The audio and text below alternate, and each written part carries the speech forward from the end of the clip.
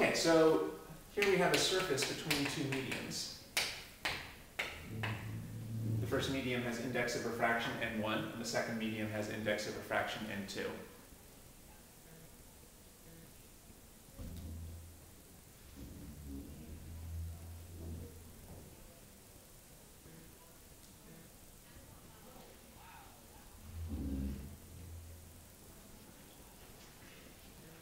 Okay. Now, normally when you hit a surface, some of the light is reflected and some is transmitted. And this would also be called refracted because it's bent. Normally you have both reflection and transmittal. Normally both of these things happen.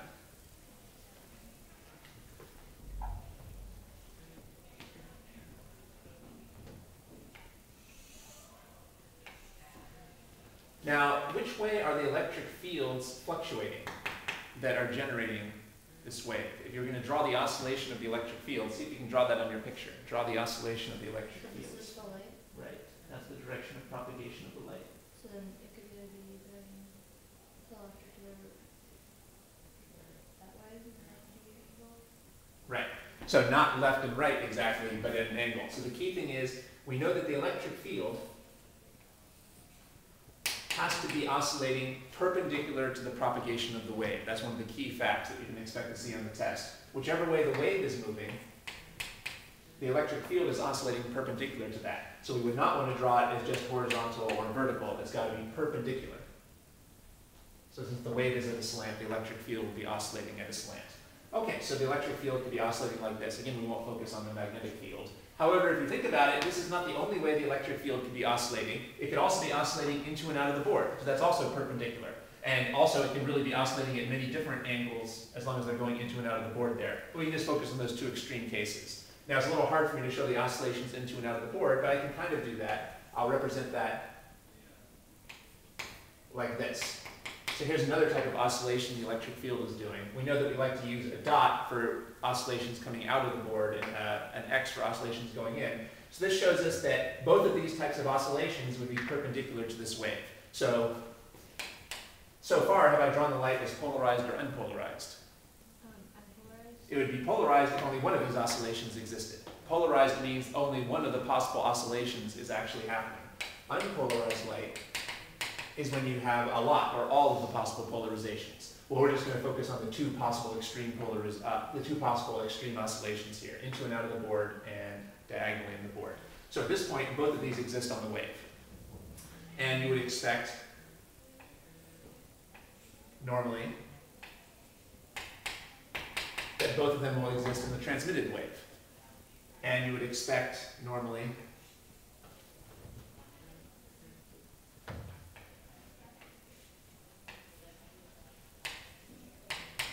that both of them would exist on this wave as well.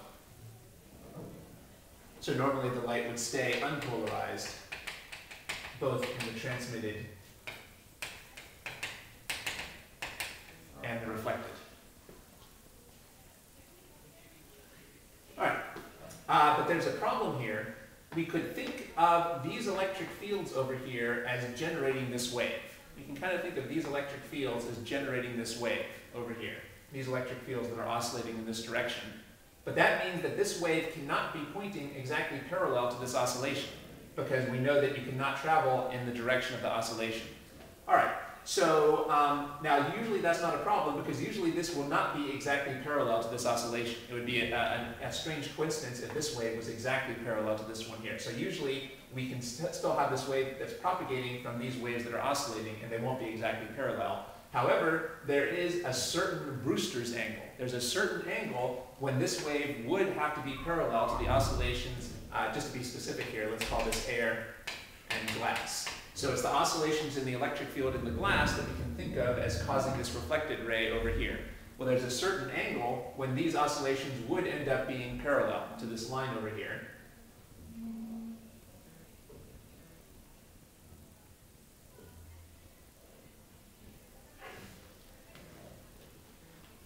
And at that point, these oscillations can no longer cause this wave.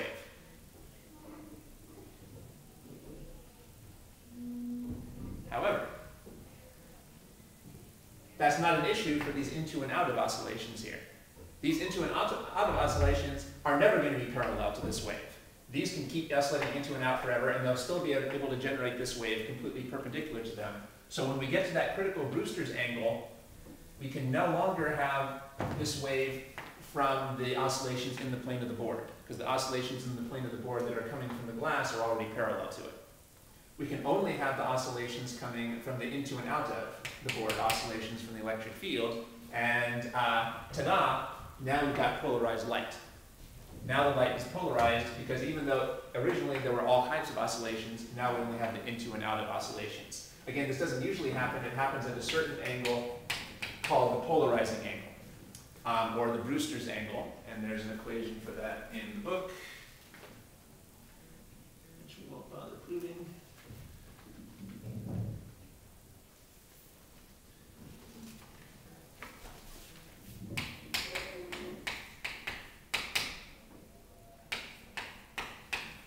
So this is the polarizing angle or the Brewster angle. This is the equation that you would use. So what happens when the light is coming in at this angle? What happens is that the reflected light becomes polarized.